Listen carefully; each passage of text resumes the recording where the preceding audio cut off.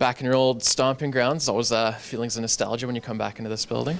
Yeah, I mean, that was a long time ago. It was eight or so years ago, but, been back many times. Had a playoff series in 2017-18, I think, and numerous battles with the American League franchises in Bakersfield and in San Jose with the Barracuda here. So, lots of friendly faces in and around the arena, but in the end, it's about business tonight, and that's what our team's focused on.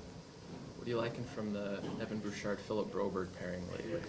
Yeah, I mean, we're starting to see some 5-on-5 offense get produced from that pair. I think Broberg has come in. I read a stat, it was his 40th NHL game the other day, and he appears to me to be getting better or growing before our eyes. He's someone who moves pucks well. He separates from opponents when he has a step, and he's playing a subtle but effective game. I think he's helped Evan Bouchard at 5-on-5, and they should feel good about the game they laid down the other day in Anaheim. But as I've said a few times this year, that's a few days ago. We're worried about what's going to happen tonight. Do you have we're into the second half, and I know you look at things sort of from 30,000 Yep. feet sometimes. Yep. Broberg's, 18 minutes, playing a little bit more. Yep.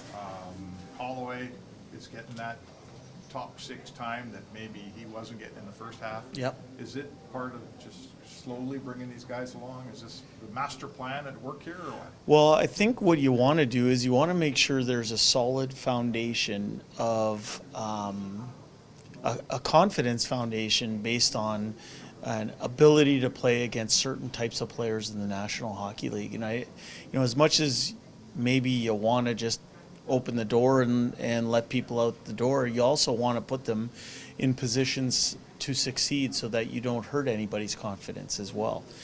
This is the best league in the world. I think the two players that you've mentioned have taken steps as the year has progressed, and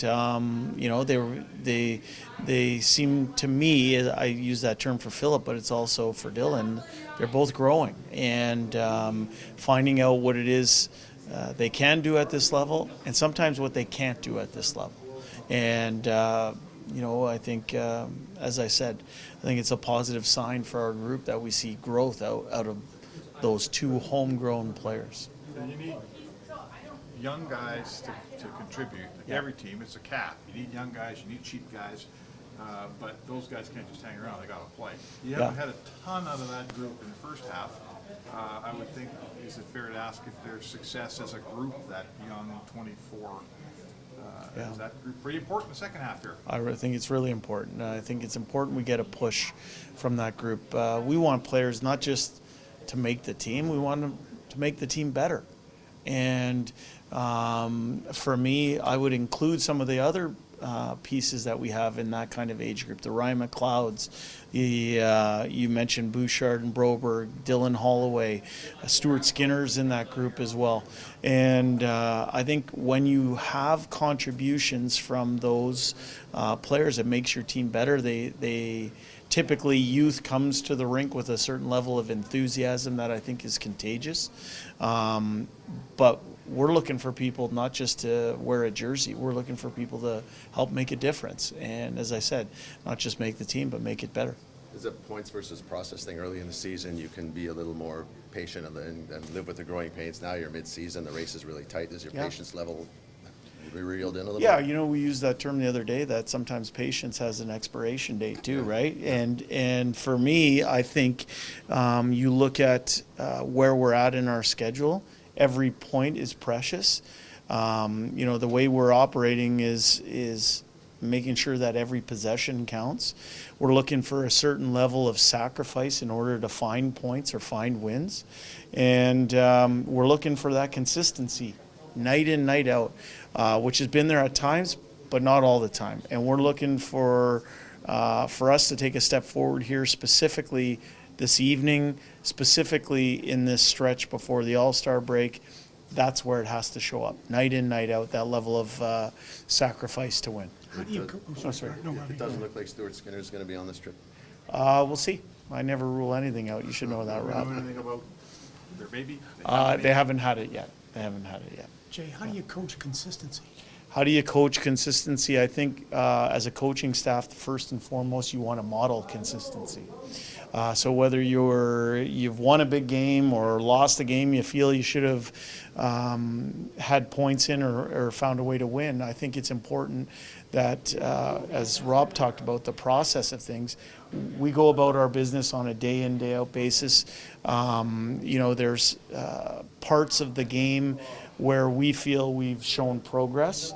And then, where we're struggling to find some progress or we're struggling to find some traction, we want to continue to hit on those areas. But I think that begins by the coaching staff modeling that level of consistency and being thorough in their messaging.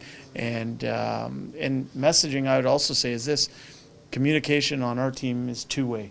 We try and get our opinion of our players and, involve them in the process. I think when you do that, you get buy-in and believe in. There's a lot of spotlight, obviously, on your team for obvious reasons. Yeah.